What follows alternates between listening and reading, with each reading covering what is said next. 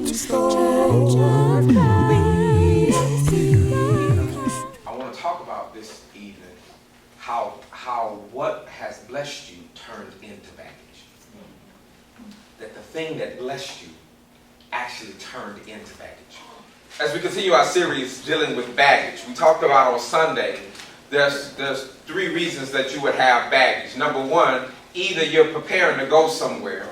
Number 2, either you've just come from somewhere.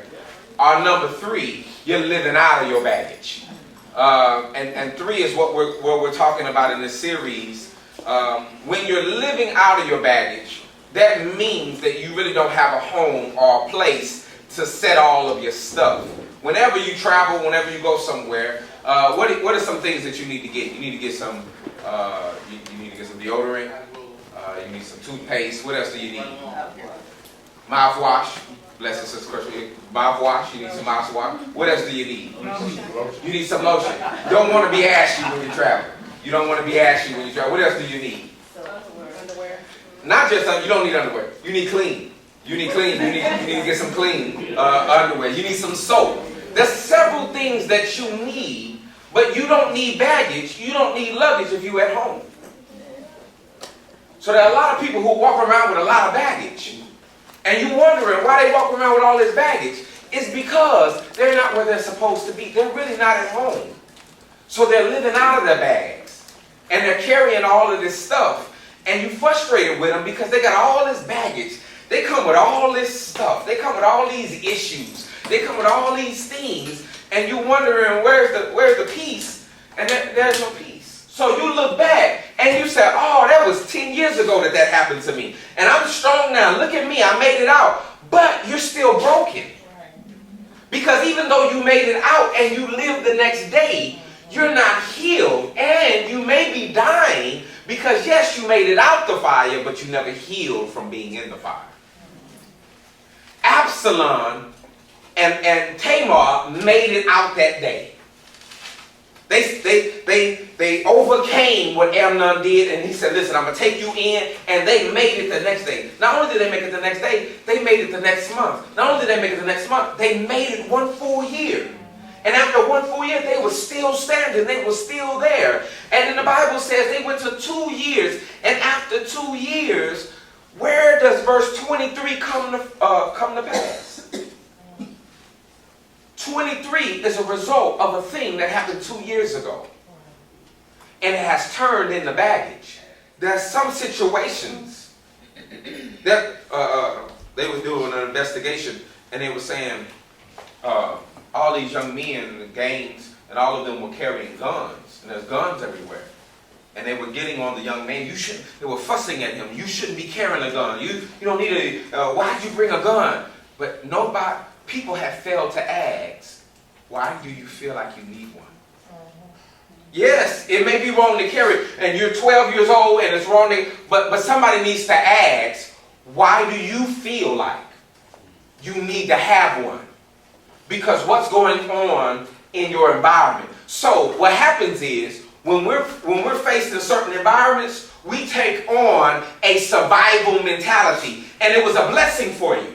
Because if you didn't have that mentality where you got up early and you went home and you locked the doors and everybody stayed inside, or you studied real hard to get out of your situation, or you worked out real hard and you got that scholarship so you can get out of it, or you did this, or you did whatever you could, or there's some people who said, listen, I had to sell drugs, or I had to sleep, or that's how we survive.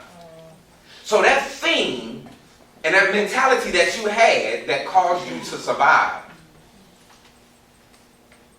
now that you're not in that environment anymore, the thing that was a blessing for you to get out of a bad situation, Absalom should have said something afterwards. But the Bible says for 2 years, he never spoke about it. Going on there. Now the thing that got him out of that, the thing that made him to get out of that day was a blessing. They made it. But at some point, his silence became poisonous for him because it caused him to plot. And imagine having a pain like that, never being able to talk to anybody about it. You don't say anything to anybody about it. And after a while, something builds in you. And somebody says, why did that person, y'all heard me mention this before, the television show Snap. Why she snap? Like, I don't know. They were so nice. Sometimes people can be holding things.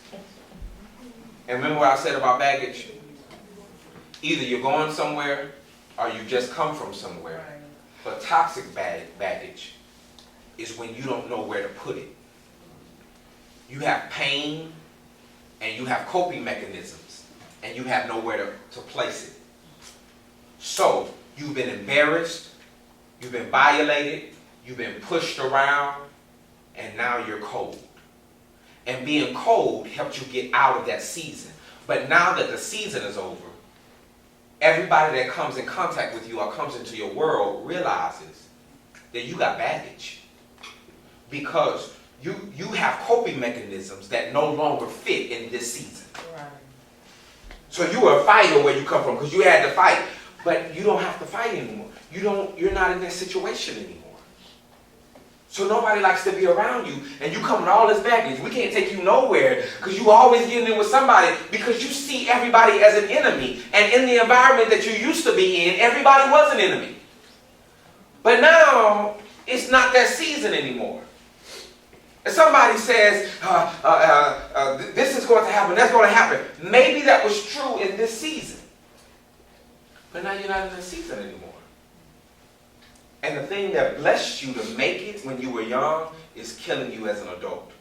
That attitude that you had when you was in your 20s is now causing you to lose jobs in your 30s and 40s. The thing that made you popular in this season now is causing everybody to leave you and get away from you because it's not funny anymore. And then what you say is, this is me, this is how I am, accept how I am. Yes, but that's how you were. You became that to survive. Because ain't nobody gonna mess with me. Let somebody say, that's cool maybe in this season. But that's not gonna help you in corporate. You can't be walking around the office talking about, I wish somebody said, step out this way. Right?